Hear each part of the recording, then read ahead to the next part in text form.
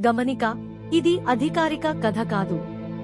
రాజమౌళి, మహేష్ బాబు సినిమాపై అందుబాటులో ఉన్న సమాచారాన్ని ఆధారంగా చేసుకుని రూపొందించిన కల్పిత కథ. వారణాసి తెలుగు కథ. వేల సంవత్సరాల చరిత్రను తనలో దాచుకున్న పవిత్ర నగరం వారణాసి. గంగా నది ఒడ్డున వెలసిన ఈ నగరం ఎన్నో రహస్యాలకు నిలయం. ప్రపంచానికి తెలియని ఒక పురాతన శక్తి ఈ నగరం లోతుల్లో దాగి ఉందని ఒక పురాణం చెబుతుంది. ఆ శక్తి తప్పు చేతుల్లో పడితే ప్రపంచ చరిత్రే మారిపోతుంది. అలాంటి సమయంలో రంగంలోకి వస్తాడు రుద్ర, ఒక సాహసిక అన్వేషకుడు. పురాతన నాగరికతల రహస్యాలను ఛేదించడం అతని పని.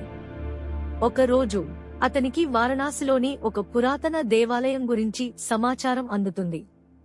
ఆ దేవాలయం కింద వేల సంవత్సరాలుగా ఎవరూ తెరవని రహస్య మార్గం ఉందని తెలుస్తుంది.